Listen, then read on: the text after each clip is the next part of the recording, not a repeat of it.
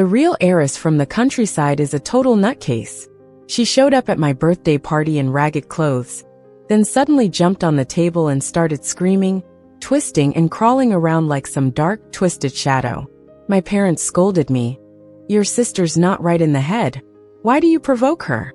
They let her get away with spitting in my face and putting thumbtacks in my ballet shoes. When the bullying drove me to my death, I heard the real heiress's thoughts. The system was right, going crazy really works. In my desperation, I took her down with me. When I opened my eyes again, we were both back at that birthday party. She started her crazy antics, and I took a deep breath, grabbed a baseball bat, and aimed for her head. Let's see who's crazier. For my 17th birthday party, my parents invited all sorts of influential people. I was dressed in an expensive princess dress with a custom-made silver crown and greeted the guests gracefully. Then, the gilded doors were violently kicked open. Why did you invite everyone and keep me in the dark? Is it because you all think I'm just a country bumpkin and not really part of the family? Lucy was in a worn-out t-shirt and faded jeans, with messy hair and even a piece of grass in her mouth. My mom felt uneasy and tried to stop her. "Lucy, let your mom explain." But Lucy spat, not giving her a chance to continue. In full view, she jumped onto the table in the middle of the hall, kicked over the towering cake, and smeared a handful of frosting on my face. "Eat up. I'll make sure you get your fill." I didn't have time to get angry because in the next second, Lucy cleared her throat and let out a series of loud, high-pitched calls like a howling ape. She writhed on the table like a giant mutant maggot. The guests backed away. "Isn't that the real heiress the Whites brought back from the countryside? She's not mentally ill, is she?" Lucy heard them. A barely noticeable smirk appeared on her lips. Then she crawled on all fours, like a huge cockroach, spitting at me. "Jane, you stole everything that was supposed to be mine. I won't let you have it easy." Mwahaha. I closed my eyes. So it's exactly the same tactics as the last time. Since Lucy was brought back to the White family, she acted like she lost her mind, behaving erratically without any logic. With my parents turning a blind eye, not only did she cause chaos at my birthday party, but she also teamed up with the school bully Jack to lead the charge in isolating and bullying me. On a stormy night, Jack and his gang cornered and brutalized me in an alley until I was on the brink of death. Then, I suddenly heard Lucy's inner thoughts as she watched me suffer. The system was right, going crazy really works. Once Jane's dead, my task will be complete, and I'll get that billion as a reward. Remember to pay it on time, turns out. This is a novel called The Real Heiress Returns. The harsh love of the rich heir. Lucy and Jack were the main characters, and I was just the malicious supporting actress doomed to a tragic end. Realizing the truth, I was furious and managed to pull a utility knife from my pocket. With strength coming from who knows where, I lunged toward Lucy's chest. "Let's die together." Surprisingly, we didn't die. We both came back to the day of my birthday party, when Lucy started her crazy act, her way of bullying me. My mom pinched me hard. "Jane, what are you standing there for? Do something to stop your sister." I snapped back from my fear of death, and with a cold smile I said, "She's a bit unbalanced. Send her to a mental hospital. Get her treated soon." My dad, all dressed up in a suit, was happily chatting with a business executive nearby. Interrupted by Lucy, he lost his cool, raised his hand and slapped me. "That's your sister. The wealth and status you have now should have been hers. Lucy's been through a lot in the countryside and it traumatized her. And you're here making snarky comments, again and again." In the past life, whenever Lucy purposely went crazy to bully me, laughing and spitting in my face, putting thumbtacks in my ballet shoes, my parents only scolded me. "Your sister's not right in the head. Why do you provoke her?" They kept reminding me of what I supposedly owed Lucy, and that they were already being kind not to kick me out. They seemed to forget 17 years ago, when Lucy was born, some fortune teller predicted keeping this daughter would bring unrest to the home, affecting the White family business and fortunes. Mr. White got so scared that he sent his newborn daughter away to the remote countryside that very night. I was forced to leave my home and switch identities with Lucy. Clearly, it was them who abandoned Lucy, and yet I ended up as the scapegoat for all their wrongs. Since fate gave me a second chance, there's no way I'm gonna be the scapegoat again, or let anyone morally guilt-trip me. So I took a deep breath, grabbed the wine glass from Mr. White's hand, and splashed it right in his face. You damn old fool. You sent your daughter away for money, and now you have the nerve to guilt-trip me. Before he could react, I tore off the crown on my head and smashed it to the ground. Annoyed by my dress, I tore it to shreds. I picked up the microphone, my tone heavy. I really wish everyone would just lose it, so I wouldn't stand out so much, but y'all are way too normal, just casually accepting it all. Are you secretly on meds or something? Damn it, the world should be full of crazies. Lucy froze, looking at me in disbelief while twisting and howling. I gave her a small smile and picked up a baseball bat from the corner. I smashed it down hard on her head. My bad, got so caught up tearing into your dad I forgot about you. Mental trauma, huh? Big sis will help you heal. I used to act with so-called high-class manners, and my biggest act of defiance against Lucy was telling a teacher. Now I've learned how satisfying going crazy can be. Mr. and Mrs. White quickly ended the party and dismissed the guests. Jane, how long are you gonna keep this up? Lucy still had a handprint on her face from my slap, and she was crying, sobbing. Dad, Mom, I'm hurting all over, and sis is targeting me on purpose, Mr. White wanted to stand up for her, but when he saw the fruit knife in my right hand, he snorted and stormed off. You guys deal with your own issues. Mrs. White shot me a nasty glare before following them out. I wasn't done though, and I yelled after them, sweep life away. Become a corpse. Sweep life away. Become a corpse. Sweep life away. Become a corpse. As soon as they left, Lucy changed her demeanor entirely. She stood up, looking down at me with a blank expression. Jane, you've come back to life too, right? I was on guard, not saying a word. Even if you don't say it, I can tell. The way you acted today, it's just like the old me, isn't it? Lucy scoffed at my wary look. You're so stupid. I'll show you that even if you come back 100 times, you still can't beat me. Her eyes were cold and her smile was determined. For you, coming back is just another chance to die by my hands again. I grinned slowly. You can't out-crazy me. Lucy blinked as if troubled, but I have the system's help. All you've got is your craziness, and that's not enough. I couldn't keep up my calm facade any longer. Grabbing her by the collar, my eyes brimmed with anger. Where's the real Lucy? No need to rush. The entity that had taken over her body whispered in my ear like a venomous snake. Pretty soon, you'll be able to join her. Contrary to the rumors of rivalry between a real and a fake heiress, Lucy and I were actually good friends. Even though I had no intention of becoming a fake heiress, I did enjoy the wealth, applause, and easy life that came with it. A life that should have belonged to another girl. So every summer and winter vacation, I went back to the countryside. I'd leave behind endless lessons in arts, and share my new dolls and savings with Lucy.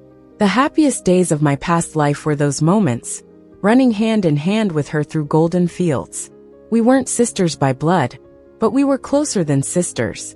Countless times now, I've watched this outsider gloat from Lucy's shell. I took a deep breath, my nails digging into my palms without notice. Someday I'll drive you out of that body. In school, Lucy quickly befriended Jack. One is loves to stir up trouble, and the other enjoys fights. Just like before, bullying me was their shared hobby. I tried telling teachers and parents, but it only made their bullying worse. So I figured if compromise doesn't work, maybe some mania will. The class bell rang, but I was still locked in the bathroom stall by Lucy. Filthy water mixed with rotten leaves poured all over me. Outside, Jack laughed. Heard you went nuts at the party, Jane. To get at Lucy? Today I'm here to get even for my girl. Jack fancied sweet girls, so Lucy was quite the angel around him. She pouted. Jane's always envied my engagement to you, Jack. She's delusional enough to think she can replace me. Jack spat, a look of disgust on his handsome face. Her? No way. He took the chance to confess to Lucy. Lucy, since you saved me when we were kids, I've loved you deeply. You're the only one for me. Lucy blushed, pecking his cheek. Jack, me too. At that moment, I suddenly heard a robotic voice. Host, you know how to handle men. Our hero's practically drooling over you. Lucy was smug. Jane may have reincarnated, But her brain didn't. With Jack on my side, she's bound to lose. Just a door away. My blood was pumping with excitement. This life. I could actually hear Lucy's conversations with her system. "Oh, don't kiss there. Someone might see," Lucy coyly teased. Sparks were about to fly between the two when Jack suddenly paused. "Why is Jane so quiet? Did she escape?" He carefully peeked through a crack in the door, only to get a mop in his face covered in you-know-what. "Whoa, smooching are we?" I shoved it in his mouth. "With that stinky mouth, you must eat this stuff often. Help yourself." In my last life, my parents, aiming to marry into Jack's wealthy family, forced the real Lucy into dating him. They planned on cementing the relationship before tying the knot. Even though Lucy didn't like Jack. Even though Jack was a violent bully of a playboy. He even tried to force himself on Lucy multiple times in the name of love. This time, Jack would regret everything he did. My wild assaults left him covered in brown and yellow muck. "What the yuck? What the heck is this?" he gagged. Seeing his defenses down, I turned my mop on Lucy. "Didn't you say craziness works? Let's see who's crazier." She pinched her nose, stumbling out, "Stay away." I grinned wickedly. "This spear's got you-know-what on it. Touch it and you're dead." With a flick of my mop, specks went flying. Jack, done gagging, chased Lucy out. "Jane's gonna kill us with this. Jane's gonna kill us with this." They bumped into two people rounding the corner. "What's all this racket? It's class time." The principal blustered before turning respectfully to the suited man beside him. "Apologies, Mr. Smith. Let's discuss the donation details in my office." I'd finally met Jack's uncle, Ethan. In the original story, Ethan was a power player in the Smith family, and part of my plan, he was here. Based on what the system said and the outsider's behavior towards Jack, I suspected that getting close to Jack was part of the outsider's task. So I decided to enlist Ethan to deal with Jack. If the outsider failed their mission, they'd be restricted and punished. That way, the real Lucy might return. In my last life, I was locked in the bathroom for almost an hour. Lucy and Jack giggled their way out just 5 minutes before class ended. I dragged my soaking wet body back and past the principal's office when I overheard Ethan speaking with disgust.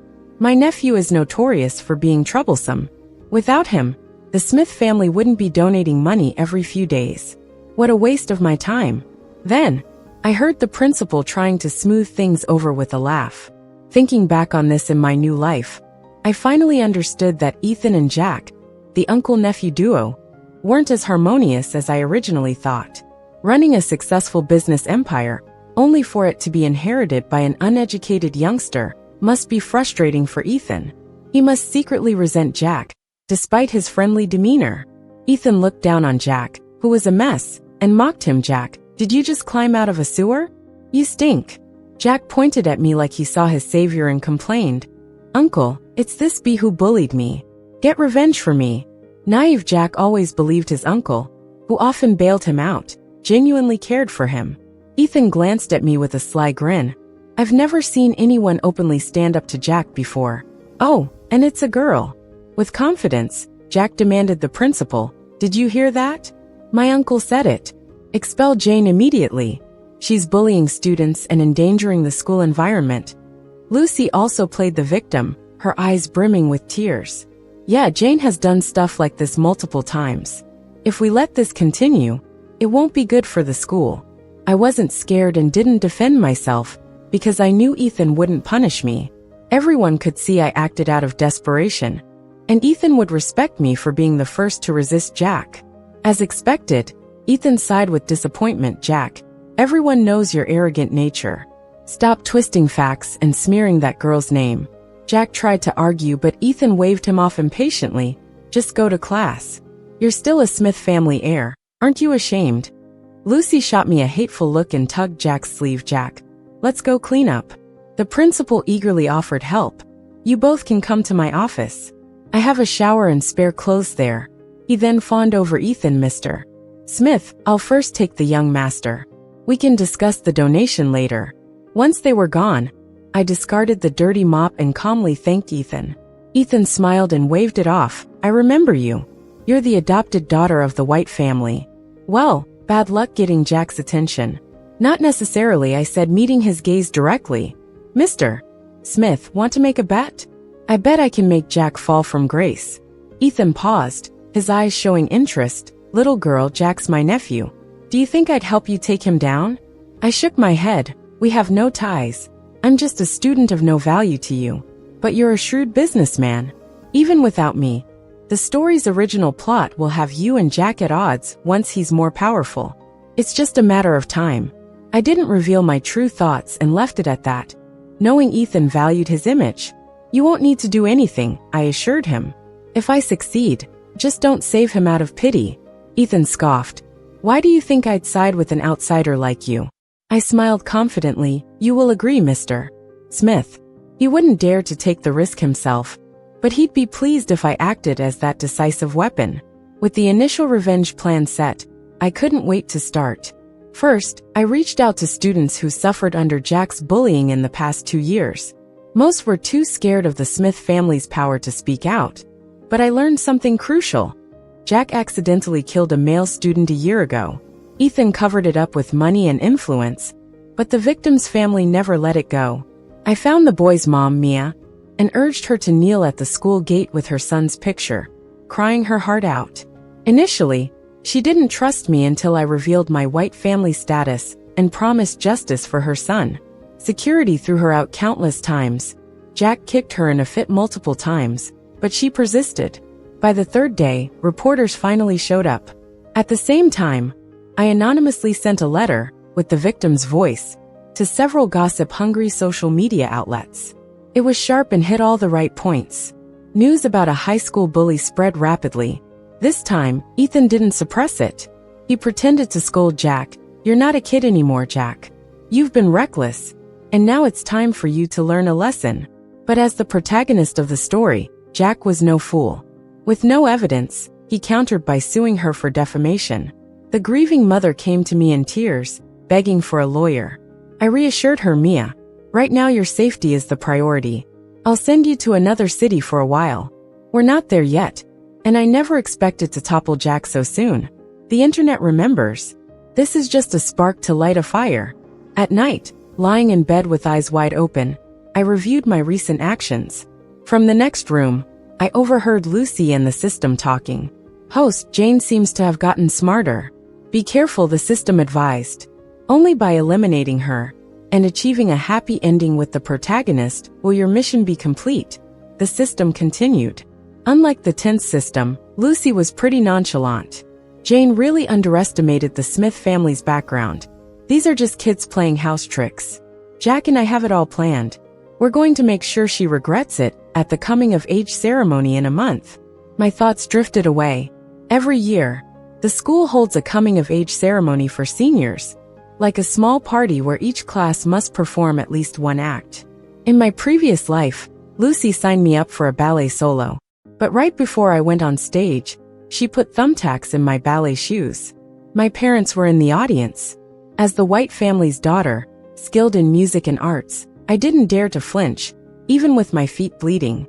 I completed the dance perfectly, but my feet were ruined, and I could never dance again. Later, I tearfully accused Lucy of her evil deed to my parents. But Lucy didn't back down. She spat in my face, saying, "That's what you deserve. It should have been me on stage dancing gracefully. Because of you, I was sent to the countryside and learned nothing. Jane, this is all yours to bear." Lucy was about to get engaged to Jack, and White family needed business help. My parents were swayed by her crazy talk and instead lectured me. "Jane, you just can't dance anymore." Lucy lost her life as a rich girl for over a decade. Even when my eyes were swollen from crying, no one spoke up for me. I'm not letting Lucy get another chance to harm me. This time, I signed myself up for the ballet performance before Lucy could. I met her surprised gaze with a challenging look. I've been dancing since I was a kid, winning countless awards. Having another chance at life, I was determined to shine. I blushed slightly, thinking, after all, my parents and maybe even Jack will be watching. Maybe Jack will fall for me, charmed by my dance. Smack! Lucy slapped me hard. "Don't you have any shame? Everyone knows Jack is my boyfriend. So what?" I swallowed the taste of blood in my mouth, brushing my hair behind my ears. "Since I've already taken your life, Why not be kind and give me your boyfriend too? I tilted my head, showing off my new pearl hairpin. A $2,000 limited edition I bought specifically for the performance. Men love talented and beautiful women, not some talentless crazy chick. Lucy just sneered. Too soon to be happy. Let's see if you can even finish the performance. She looked around, making sure no one was watching, and quickly snatched my hairpin, pinning it to her own hair. Jane, you better cherish the days you can still dance. Don't covet what's not yours. You'll pay me back everything you owe me, she threatened, yanking out some of my hair painfully. I gasped. You're still as rough as ever, you lunatic. Lucy strutted off, the pearls in her hair gleaming under the sun. I bent my lips into a slight smile. I've started a routine of attending classes by day and practicing dance by night. Lucy mocked my efforts. You might practice all you want, but you'll still need a chance to perform it. I shook my dance shoes, not falling for such silly tricks again. Lucy laughed mysteriously. I'm not dumb enough to mess with your shoes again. This time will be unexpected and unavoidable. Really, you should make sure to end me once and for all. Otherwise, I'll crawl out of hell and destroy you, and that annoying system in your head, I smirked. Lucy flicked her hair. Jane, watching me must drive you insane, right? Yet no one realizes that her body has a different soul now. Everyone forgot her except you. She found a way to provoke me, mocking. Lucy lived such a miserable life, she deserved being replaced. I gritted my teeth, slammed her against the wall, and pressed a utility knife to her neck. Say that again, I dare you. Maybe my intimidating look was too much. Lucy swallowed hard and shoved me away with all her strength before taking off. You just wait. You'll get what's coming. Time flew by. Until the coming-of-age performance day, the host announced, next, please enjoy the ballet duo performance Moonlight by Jane and Emily. Lucy was stunned, wide-eyed in disbelief. Two tall, elegant girls danced gracefully to soothing music.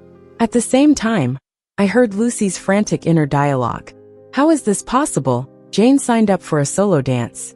The system's robotic voice coldly replied, Host, you got tricked by Jane again. The birthday party was 2 months ago, and your progress hasn't improved at all. Shut up. Can you do anything other than criticize me? Lucy was visibly panicking. Emily is the cherished princess of the Martin family. If she teams up with Jane, we might be in trouble. She frantically dialed Jack. Compared to her, Jack seemed cool. Lucy, did you forget how Jane humiliated us before? I told you she'll pay for it. Don't worry about Emily.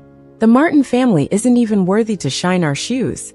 Besides, today's events will just be a stage accident. Just as his words landed, the chandelier above started shaking before crashing down. Emily, in her white ballet dress, was right beneath it. Even though I was prepared, the sudden accident still shocked me. I instinctively lunged forward, shielding Emily. The chandelier hit my head, and everything went black as I passed out. Thanks to my protection, Emily only twisted her ankle and got a few scrapes. The Martin family was notorious for being defensive. They went straight to the principal demanding an explanation. The principal had no clue about Jack and Lucy's antics, and originally planned to settle it as an accident. But then a recording was submitted to the school wall. Jack, you said you'd help me deal with Jane. Does that still count? It was Lucy's coy voice. I'm the real daughter back home, yet my parents haven't kicked her out. You have no idea how she bullies me, Lucy continued. Jack, riled up, said of course it counts. Jane's not just your enemy but mine too. I heard she's performing at the coming-of-age ceremony. My little brother's handling the props. If I just give him a heads up, an accident on stage wouldn't be too unusual. The recording was spread online by curious classmates, and with a little help from the Martin family, it quickly went viral on TikTok and social media platforms. The incident stirred up a storm, bringing back news of a boy's notorious bullying that had recently cooled down. Emily and her family refused any private settlement. They joined forces with past victims to file a complaint with the education department, determined to hold the responsible party accountable. The scandal of a privileged kid bullying classmates went public, with Jack's personal details exposed and his social media accounts unearthed. DMs filled with insults flooded in, and the internet was rife with demands for justice against him. Ethan enjoyed the spectacle and refused to help Jack, no matter how much he begged. The whole country's parents were watching the progress of this affair, making it hard for Ethan to just throw money at the problem. Public opinion is powerful, and nowadays, everyone's equal. It's not some medieval era. Even princes get punished like common folk when they break the law. Finally, a week after the stage accident, Emily visited me in the hospital with some exciting news. The police took Jack from the school. He's 18 and has to face the music for his actions. Lucy, who indirectly caused the bullying, avoided jail but was expelled by the principal. These two intended to ruin me, and I was lucky to escape with my life after lying incapacitated for a couple of weeks. Once recovered, the first thing I did was visit Jack at the police station. You said it wasn't Lucy who saved me back then. Jack was dressed in a standard prison uniform, his hair cut short, looking fierce. Jane, I'm warning you, don't try to sow discord. If you dare trouble Lucy while I'm locked up, I'll make sure you regret it once I'm out, he threatened. Unfazed, I cleaned my ear. To be exact, the Lucy you knew isn't really her. It might sound crazy, but someone else was in control of her body at the time. Jack was taken aback and then sneered. Did your brain get scrambled or something? People's personalities change. No matter how Lucy has changed, I still like her. Oh, cut the sentimental act, I retorted. You're just stuck on your childhood infatuation. Besides, the real Lucy doesn't like you. Not only doesn't she like you, but she despises you. A girl as upright and kind as her would never associate with a bully. Even looking at you must be torment, I added. No way she likes you more than me, Jack exploded. I opened my mouth, but couldn't find words to argue. The memories of the past surfaced, bringing an undefinable sadness. I turned away, hiding my red eyes. I just know she doesn't like you, I said. After leaving the police station, Ethan was waiting for me at the entrance. In his 30s, he had a stern and authoritative presence. He raised a brow at me. Hop in. I'll give you a ride. His sedan was a subtle luxury. I smiled. I won my bet. Jane, you really impress me, Ethan said, obvious delight in his voice. The old man's furious. And at the shareholders' meeting, dissatisfaction with Jack as the air was clear. The Smith family is now firmly under my control. I nodded. Congratulations, Mr. Smith. Weighing his words, he offered, I hear you're having a rough time at the White family. If you want to escape the pit or take everything back, I can help you. Today, you're no longer just a naive girl, but a partner worthy of respect. Of course, there are conditions. You have to work for the Smith family after graduating college, Ethan added. Without hesitation, I replied, I still have unfinished business and won't leave the White family. I'll think about your proposal, though. Ethan glanced at me, puzzled. I've always wondered why Jack was the one you sent to jail instead of Lucy, your sister and the real culprit. If she were put away too, the White family inheritance would be yours, he said. After giving it a thought, I softly explained. On one hand, Jack did take full blame for the bullying, and we lack solid evidence to convict Lucy. On the other hand, my goal wasn't just revenge from the beginning. Oh, then what was it for? Ethan inquired, intrigued. Staring out the car window at the receding scenery, I finally said, to save someone. Who? He prodded. A friend, I replied. That night I had a dream. I revisited my past life. Mr. White believed in the words of a Taoist priest so much that until Lucy turned 17, he hadn't gone to see her even once. If Jack hadn't come down to the countryside with some classmates for an experience and been saved by Lucy after an accidental fall into the water, only to chase after her fervently once grown, her parents might never have brought back this biological daughter. But even after Lucy's return, her life at the White family wasn't easy. Jack, that creepy jerk, used to get all up in her personal space against her will. One time, after she got out of the shower, I accidentally saw bruises all over her body. I couldn't hold it in any longer. I grabbed my coat, and we went straight to the police. This was rape. It's against the law. It was useless, though. With the Smith family's power, and our parents pushing for a good outcome, we couldn't do anything to him. Trying not to worry me, Lucy forced a smile, saying she was fine and didn't hurt. I looked at her for a couple of seconds, and then broke down crying. I told her I'd help her get out of here. I'd saved up some money and offered to send her abroad to study. Lucy, you deserve so much better. She, being the delicate and fragile girl she was, tried hard to smile, brought my face in her hands, and gently kissed me. She sniffled, her voice soft as ever. Sis, I can't leave. I just wish I had come back sooner to fight alongside you. Don't cry, I'm okay. We just need to make it through this year, and we'll get into a college far, far away. But she didn't make it to the college entrance exams. Outsiders and a system showed up out of nowhere and made her already messed up life even worse. Deep down, I knew something was off. In my past life, as I was breathing my last, it was truly Lucy who gave me the strength to kill the outsider. My foolish sister broke through the system's restraints, just to help me one last time. I didn't take those exams. Instead, I went ahead and applied to a business school abroad to study finance management. When I came back to the country, the first thing I did was team up with Ethan and take over the White family business by force. Mr. White was driven into a corner, and in front of all the board members, he raised his hand, all furious, about to hit me. Jane, you ungrateful, disloyal girl. We raised you for 20 years, and you turned into a traitor. I just pushed him aside. Stop flattering yourself. Was I your daughter or a pawn for a business merger? Everyone knows the answer. Dad, if I was truly disloyal, you'd be behind bars by now. I whispered in his ear, my voice barely audible.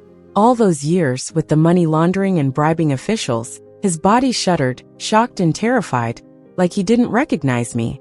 Jane, how did you become like this? Remember when you were 5? You practiced piano until your fingers bled, just to please your mother and me. You used to be so considerate. Yeah, I wasted my whole life craving parental love, wanting approval from you and Mom. My face started to harden. But what did I get in return? Time and again, you sacrificed me for profit. I died tragically in my past life, partly thanks to your favoritism and accusations.